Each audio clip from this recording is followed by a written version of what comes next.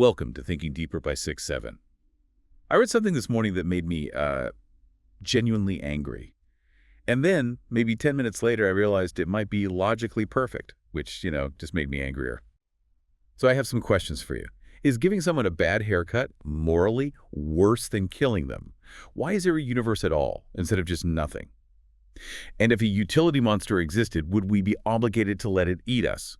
Look, we're not just throwing these out for shock value. Today we're doing a kind of rapid-fire philosophical workout. We're grabbing these hot takes from the internet stuff that sounds like it was written by a troll, and we're going to apply some really rigorous logic to them. It's a fascinating thing to do, actually, because, on the surface, they sound like nonsense. Right, just internet garbage. Exactly. But they force you to deal with some of the biggest questions there are. Questions about existence, theology, ethics. We're not just talking about haircuts. We're talking about the nature of death itself, the existence of God, and the really scary extremes of ethical math. So let's just dive in. The first one is, I think, the most provocative. The claim is, giving someone a bad haircut is morally worse than killing them from that person's perspective. And that's the one that made you angry, I'm guessing? It feels completely insane. A bad haircut is worse than being murdered. I mean, every instinct I have screams no. It defies instinct, for sure. But you have to look at the strict logic that the source is using. It's all about experience. Okay. If I give you a terrible haircut, you have to walk around with it.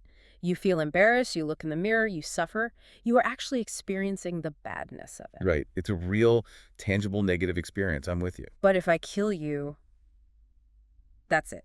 That's the end of experience. You aren't there to be sad about being dead. You can't miss your family. From your own internal perspective, the moment of death, you are gone. So you can't experience the badness of it. You can't. So if you're just counting up experienced suffering, the bad haircut actually has more of it than death does. That feels like a trick. It feels like a cheap logical trick. We're just defining bad in a way that conveniently leaves out the worst thing possible. It's less of a trick and more of a commentary on what death is. It all hinges on something called the experience requirement. The idea that for something to be bad for you, you have to be there to feel it. If death is just a blank screen, there's no suffering on the screen. Precisely. But wait, hang on. There's a massive hole in this logic, a huge one. Go for it. This only works if you're strict, an atheist. It assumes that death is 100% lights out. And you've hit it right on the head. That's where this internet take is actually making a profound theological point. It's a stealth test of your worldview. Right. Because the second you introduce God or an afterlife, the math doesn't just change. It explodes. It completely flips. Let's run it again. But through a theological lens, what if you kill someone and that person has a soul? Well, you haven't ended their experience. You've just moved it somewhere else. Moved it somewhere else. And what if that worldview includes, say, hell or some kind of divine judgment? Then the stakes are infinite. Literally infinite. Exactly. Imagine you kill someone at a moment when they aren't in a state of grace, or maybe they're an unbeliever. If your action sends them to an eternity of suffering, you've done something infinitely worse than a bad haircut. You've doomed them. You haven't just ended their life. You've finalized their eternal state. Correct. So that initial hot take, a haircut is worse than death, is really only true inside a universe with no God and no soul. The moment you assume a God might exist, the whole argument just collapses. Okay, but let's stay in that atheist view for a second. The lights out scenario. Even then, I still struggle. Because if I die, I'm deprived of my future. I miss out on everything. Isn't that bad? That's what philosophers call the deprivation account. People like Shelley Kagan or Thomas Nagel have talked about this. Death is bad because of the opportunity cost. You miss out on all the good things in life. Right. Seeing my kids grow up, eating good food, whatever it is. But the source has this great paradox that challenges even that idea. It uses the comparison between William Shakespeare and the rapper Mac Miller. Oh, I love this. It really messes with my head. So Shakespeare has been dead for, over 400 years? Mac Miller died pretty recently. Now, if death is bad because it deprives you of time... Then Shakespeare has been deprived of centuries more time. So logically, death should be worse for Shakespeare right now than it is for Mac Miller. He's suffering more deprivation. Does that feel right to you? No, that's absurd. He's not suffering anything. He's just dead. He's history. And it gets even weirder. Think about the future. This is the immortality counter-argument. Let's say in the year 2500, we invent tech that lets people live for 1,000 years. For longevity, okay. Does that invention, centuries from now, suddenly make death worse for Shakespeare? Does his deprivation score go up because he missed out on even more potential life? No. When you put it like that, the deprivation account feels really shaky. It's like we're just projecting our own fear of missing out onto people who don't even exist anymore. Exactly. It suggests the badness of death is felt by the living, not by the dead. So, you see, while the haircut take is spicy, the philosophy under it is actually pretty solid, as long as you accept that we're just biological machines that turn off. Which is a whole other terrifying idea.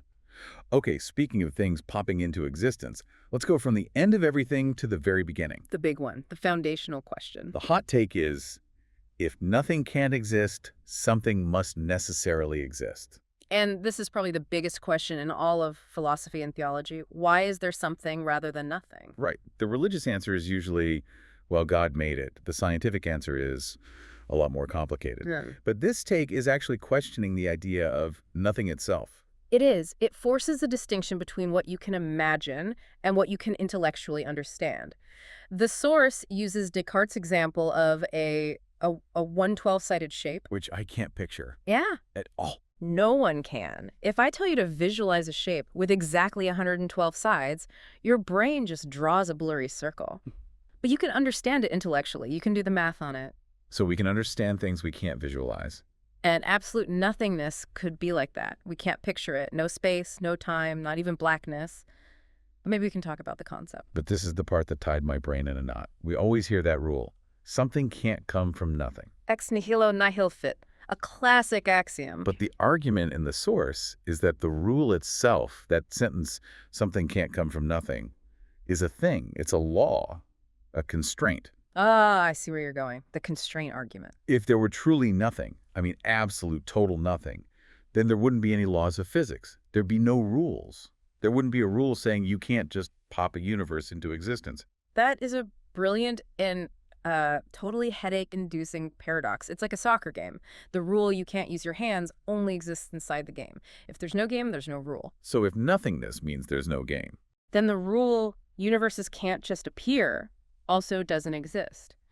So, in a strange way, absolute nothingness might be the most unstable state imaginable, because there are no laws stopping anything from happening. so the reason we have a universe is because nothing is inherently self-defeating. It can't sustain itself. Or a theologian might jump in and say, this whole logical loop just proves you need a necessary being. You need God to ground the rules in the first place.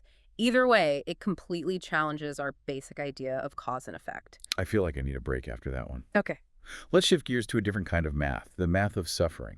Ethics and, yeah, the dark side of utilitarianism. The take is, a Graham's number of people getting a tiny speck of dust in their eye is morally worse than one person being tortured for eternity. Okay, we have to stop on Graham's number for a second, because someone hearing that might think, oh, like a billion. No, not even close. Not even in the same reality. Graham's number is so big that if you tried to even picture all its digits, your head would literally collapse into a black hole from the information density. So for our purposes, it's basically infinite. Essentially, yes. So the question is, one person in eternal, unimaginable agony versus a universe-ending number of people getting a tiny, fleeting annoyance, a dust speck. You blink, it's gone. And the utilitarian, the math guy, says the dust specks are worse. If you're a strict consequentialist, you have to add it up. For them, bad is just bad. There aren't different categories of badness. It's all just numbers on a scale. So you add up enough tiny ones from the dust specks, and eventually the math says you've created more total badness than the one person's infinite torture. That just sounds morally bankrupt. I mean, torture's different in kind, not just degree, surely. A normal person would say yes. We have intuitions about dignity, about rights, but the pure math doesn't care about that. This is a classic philosophical tool, a reductio ad absurdum. You take an argument to its most ridiculous conclusion to show that it must be flawed. And that leads directly to the monster, the utility monster. Robert Nozick's thought experiment. Yeah, this isn't like a physical monster. It's a monster of capacity for happiness. Exactly. Imagine a being that experiences, say, 1,000,000 times more pleasure from things than we do. You eat a slice of cake, you get 1 unit of joy. The utility monster eats that same slice, it gets 1,000,000 units. It's a happiness black hole. It is. So if your moral rule is maximize total happiness in the world, which is the utilitarian goal. What do you do with all the cake? You give it all to the monster. Every last crumb. In fact, you should starve yourself to feed the monster. If wiping out all of humanity would give the monster enough bliss to outweigh all our collective pain, the math says do it. Die for the monster. That's horrifying. It justifies basically anything, slavery, genocide, as long as the one benefiting is happy enough. It's the ultimate takedown of the greater good. It shows that if you don't have some concept of individual rights, some line that you just cannot cross, then pure math can lead to atrocities. Okay, speaking of crossing lines, let's talk about choice. Free will. The endless debate. The hot take is pretty simple. Free will is proved because different people make different choices based on the same information. The old input-output argument. Seems straightforward, right? I show two people the same menu. They both see the cheeseburger. One orders it, one doesn't. Same input, different output. So they must have free will. But any determinist would just laugh at that. The entire problem is with that phrase, the same information. Because it's never the same, is it? It's never remotely the same. They might see the same menu, but one of them ate an hour ago and the other is starving. One was raised vegetarian, the other loves beef. One is thinking about a fight they had this morning, the other just got a promotion. So the inputs aren't just what's on the page. The inputs are your entire life history, your genetics, your blood sugar at that exact moment. Everything. To truly test this, you'd need two people who are identical down to the subatomic particle. Same DNA, same memories, same position in space. And if you had two people who were that identical... It'd order the same thing every single time. There's no other possible outcome. So the fact that different people make different choices doesn't prove we're free. It just proves we're different. Exactly. It proves variation, not volition. The choice was probably determined long before you even saw the menu. That is deeply unsettling. Okay, let's do some rapid-fire takes on politics and society before I have a full-blown existential crisis. Let's ground ourselves in the real world a bit. First, empathy.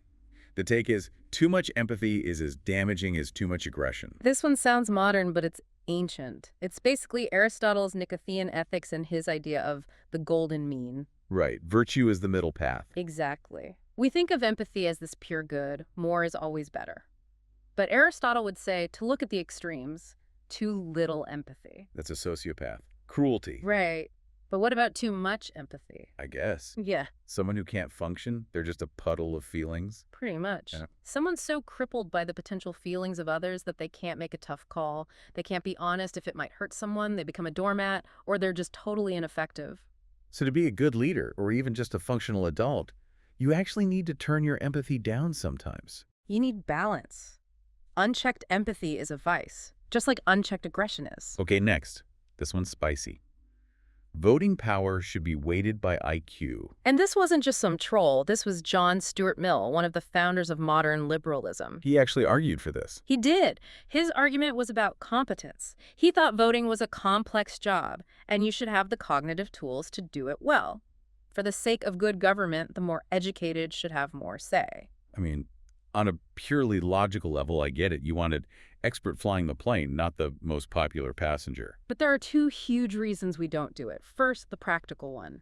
Who writes the IQ test? The people in power. And they'll write it so they pass and their opponents fail. It would be corrupt from day one. But the second, bigger reason is the rights argument. Is voting a skill test, or is it a fundamental right of self-defense against the state? If it's a right, my IQ doesn't matter. Precisely. If the government has the power to tax you, imprison you, and send you to war, you have a right to a say in that government. Period. Smart or not. If we just wanted the smartest government, we wouldn't have voting at all. We'd have an AI dictator. Which brings us right back to the utility monster problem. Okay, last one. Monarchy. The take. Monarchy is not that bad when done properly. This one's interesting. You have to separate the idea of monarchy from, say, the current British monarchy. The source was pretty brutal about the British system. It called it self-defeating because think about it. The British monarchy's claim is based on bloodline, on a divine right to rule. But in reality, they're mascots for a liberal democracy. They have zero real power. So their entire reason for existing is a contradiction. They claim supreme authority, but have none. Which makes the institution fragile.